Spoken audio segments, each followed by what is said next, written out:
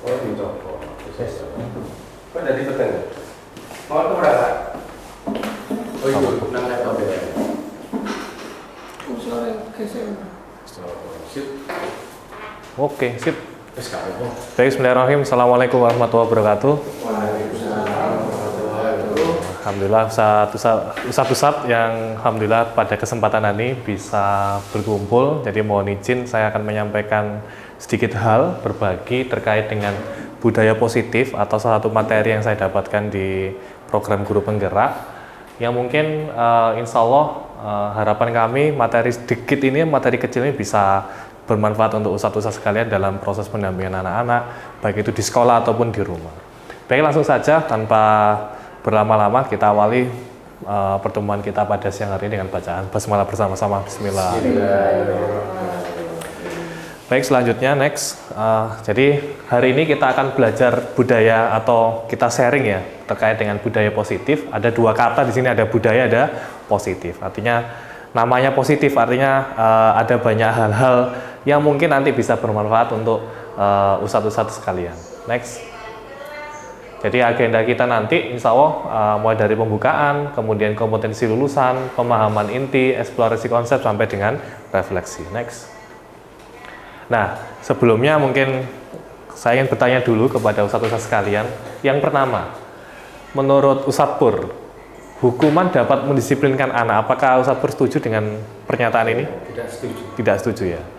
Oke, kita simpan dulu jawaban dari Ustadz Pur. Yang kedua, pemberian hukuman dengan hal positif seperti membaca atau membersihkan halaman sekolah dapat meningkatkan disiplin anak. Ustadz Santoso? Setuju. Setuju. Oke. Sangat yakin sekali ya kalau jawabannya setuju. Oke. Karena dampak positifnya. Karena dampak positifnya ada. Dengan membersihkan halaman sekolah atau membaca gitu ya. Yang ketiga, memberi penghargaan dapat meningkatkan motivasi belajar anak. Ustadz Bagus? Setuju ya. Jadi ketika memberikan penghargaan itu justru melecut motivasi anak. Gitu. Baik, selanjutnya next.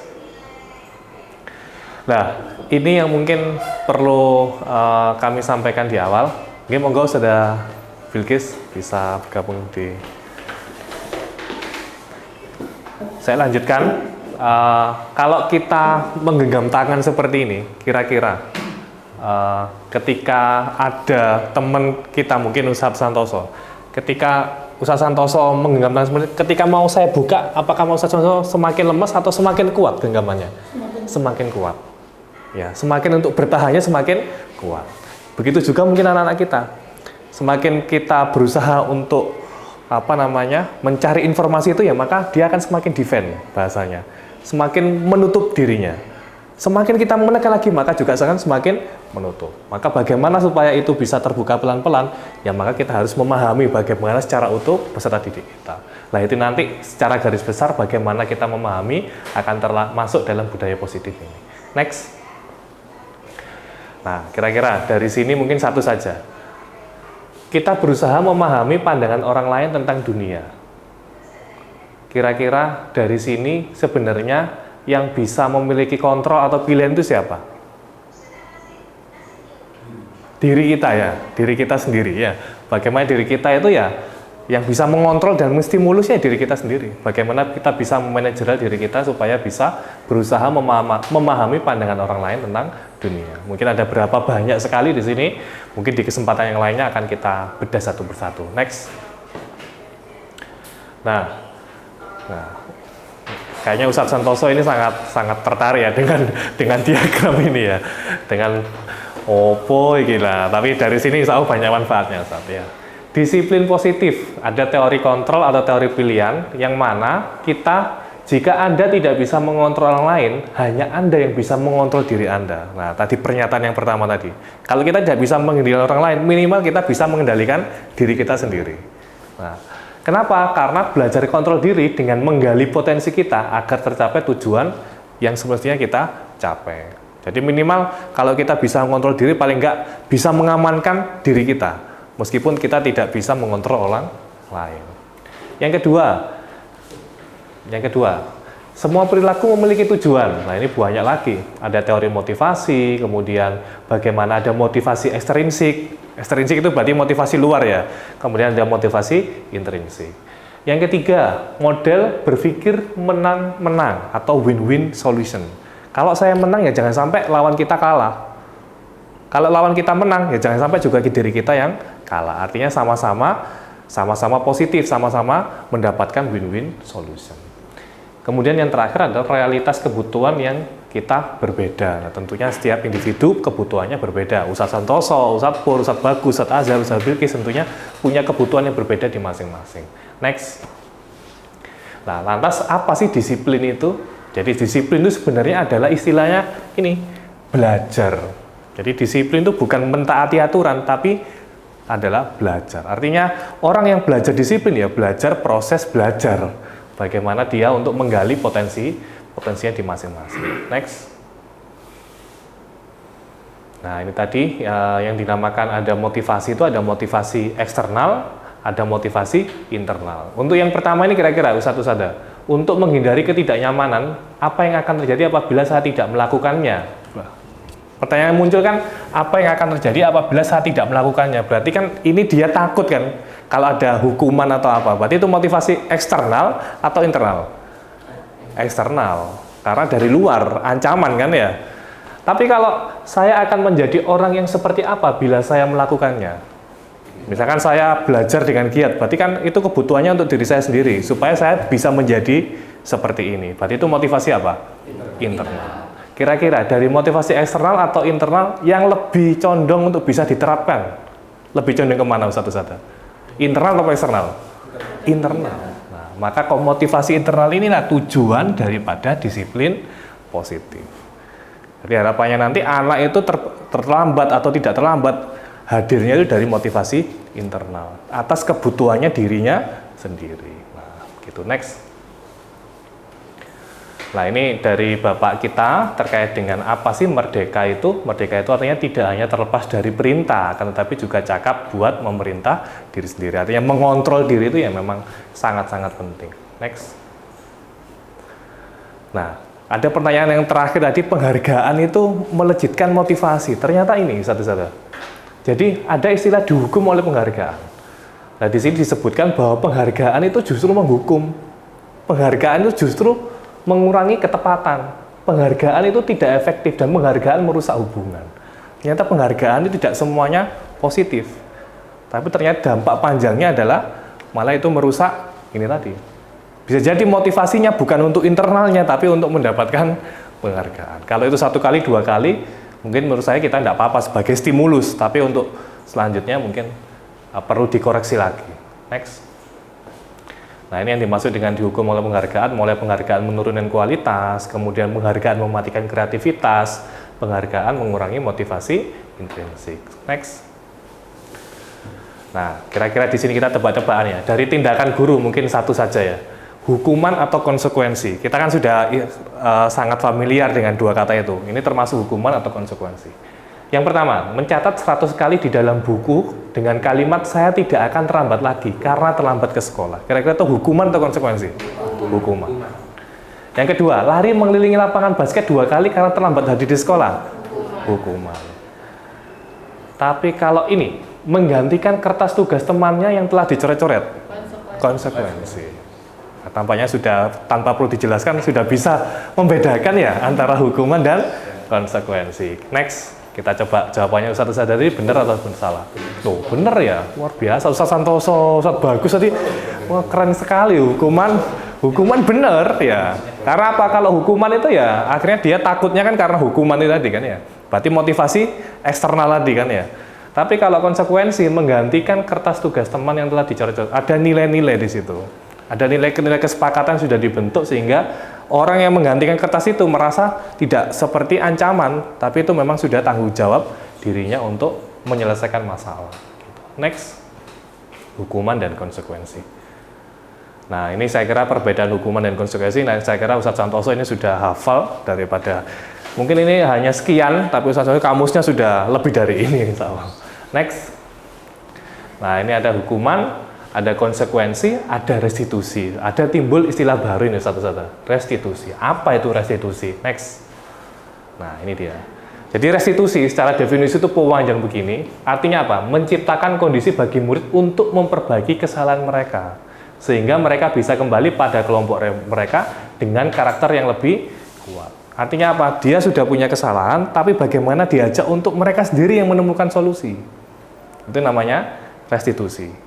Jadi tidak lagi hukuman, tidak lagi konsekuensi, tapi konsekuensi atau hukumannya muncul dari dirinya sendiri, atas kesadaran dirinya sendiri. Next.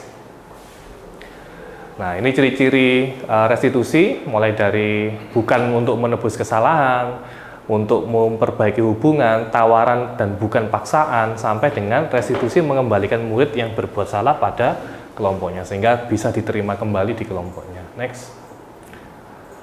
Mengapa tidak peraturan saja? Mengapa harus keyakinan kelas? Nah, ini hubungannya mungkin terkait dengan itu tadi, bagaimana kontrol diri ya, bagaimana supaya itu bisa menjadi keyakinan bersama, supaya itu ketika ada hal yang kurang berkenan, motivasi internalnya yang kemudian bisa memutuskan hal tersebut. Next.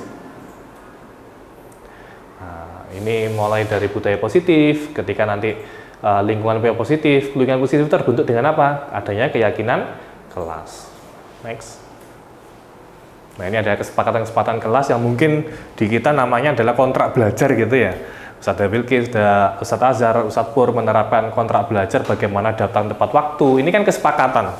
Ya, yang mana nanti kalau tidak datang tepat waktu ya berarti ya akhirnya konsekuensinya itu atas dasar keyakinan kelas.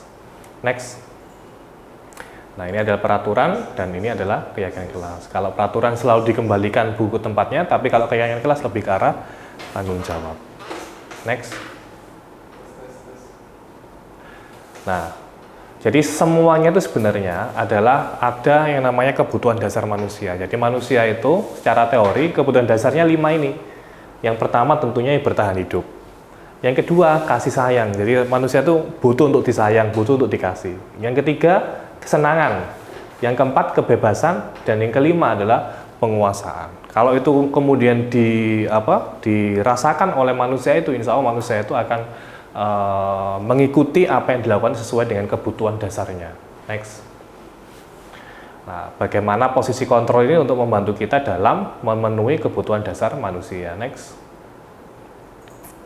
Nah, ini banyak sekali ya. Ini posisi kontrolnya ada penghukum, membuat orang bersalah, sebagai teman, sebagai pemantau, sebagai manajer. Saya kira nanti lebih detailnya nanti akan kami sampaikan. Next. Nah, ini namanya segitiga restitusi. Jadi segitiga restitusi itu sebenarnya adalah alat untuk kita melakukan restitusi. Restitusi itu apa yang tadi? Bedanya konsekuensi, hukuman, dan restitusi. Apa itu? Yang pertama adalah validasi kebutuhan. Apa itu validasi kebutuhan? Nanti ada contohnya. Kemudian dia menanyakan keyakinan. Yang ketiga adalah menstabilkan identitas. Next. Nah, yang pertama, langkah pertama adalah menstabilkan identitas. Contohnya ini, untuk membuat anak yang merasa gagal karena berbuat salah menjadi positif terhadap dirinya. Jadi, menstabilkan identitas itu ibaratnya menetralkan kondisi gitu ya, bahwa kamu itu tidak hanya satu-satunya anak yang melakukan kesalahan. Banyak anak yang lain yang melakukan kesalahan. Dengan kalimat itu kan sederhana, tapi kemudian anak itu merasa, oh ternyata kesalahan itu hal yang biasa dilakukan oleh manusia, berarti saya tidak perlu terlalu menyesali kesalahan itu. Selanjutnya, ketika sudah menstabilkan identitas, next, memvalidasi kebutuhan. Nah, contohnya di sini, kamu bisa saja kan melakukan hal yang lebih buruk, tapi kamu tidak melakukannya. Artinya apa? Mungkin bisa jadi kenakalannya itu lebih dari itu. Tapi ternyata yang dilakukan oleh si anak itu hanya cukup sebatas di itu. Padahal itu sudah melanggar norma gitu ya. Artinya masih membesarkan hatinya gitu loh. Bahwa yang dilakukan itu masih dalam tahap wajar menurut kita. Next. Baru kemudian menanyakan keyakinan. Kira-kira di sini contohnya adalah apa nilai yang kita percaya di kelas sekolah kita. Misalkan kita kan sudah tahu bahwa Al-Hikmah itu ada hal-hal yang sudah kita sepakati. Datangnya itu 6.30, kira-kira kamu tadi datangnya jam berapa? Nah, itu keyakinan-keyakinan yang perlu kita perkuat, norma-norma yang kita perkuat, sehingga nanti anak itu merasa, oh ternyata saya salah, itu karena norma-norma yang ada, bukan karena hukuman dan sebagainya. Next. Ini yang paling akhir, apa sih refleksinya? Nah, mungkin satu ustadz yang bisa mewakili kira-kira hal baru apa kiranya setelah kita belajar terkait dengan budaya positif ini yang bisa kita ambil? Mungkin Ustadz Azhar atau Ustadz Bilqis? Ya, Ustadz Azhar. Ini mungkin jadi mengalihkan dari hukuman ke konsekuensi. Hukuman dan konsekuensi. Jadi lebih banyak dicari konsekuensi ketika anak melakukan Kesalahannya. Diajak berdiskusi terkait dengan bagaimana caranya lebih fokus untuk menyelesaikan masalah dibanding mencari siapa yang salah dan siapa yang benar. Sip. Saya kira semuanya sama ya. Nah, kayaknya sama semua, sepakat semua. Nah, jadi intinya yang kita ambil tadi ada hukuman, ada konsekuensi, ada istilah baru lagi, restitusi. Kalau konsekuensi itu mungkin dari kita Mas Ian, tapi kalau restitusi anak-anak sendiri yang kemudian menentukan kira-kira untuk menanggulangi atau memperbaiki kesalahannya itu seperti apa. Nah, ini ada satu contoh kecil terkait dengan aplikasi segitiga restitusi. Nah, bagaimana contohnya? Mungkin tidak sampai 2 menit atau 3 menit. Ini salah satu kasus, ada satu anak yang kemudian, tidak ada suaranya ya. Nah, ada satu anak yang kemudian dia itu sebenarnya tidak pernah terlambat, tapi kok beberapa waktu terakhir, 5 pertemuan terakhir dia terlambat. Akhirnya ada proses restitusi yang saya lakukan. Jadi mulai dari segitiga restitusi tadi, menstabilkan identitas, sampai kemudian langkah yang ketiga itu kami lakukan, dan akhirnya solusi yang timbul dari dianya. Oh, ternyata saya tuh harus bangun pagi, penyebabnya kemudian dia keterlambat itu ternyata malamnya dia main game. Akhirnya terbuka semua, tapi karena solusinya dari dia, akhirnya dia menerima kesalahannya itu dengan lapang dada. Dan akhirnya bisa menerima rencana tindak lanjut yang kita tawarkan itu dengan bahagia. Terbukti kan dia masih senyum-senyum. Masih bisa menikmati diskusi dengan baik ya. Padahal dia melakukan kesalahan, tapi karena sudah distabilkan kesalahan itu seakan-akan diskusinya bisa jauh lebih lancar. Jadi semoga sedikit hal terkait dengan budaya positif ini bisa memberikan juga dampak positif ke ustadz-ustadzah sekalian dalam proses pendampingan anak-anak kita di sekolah ataupun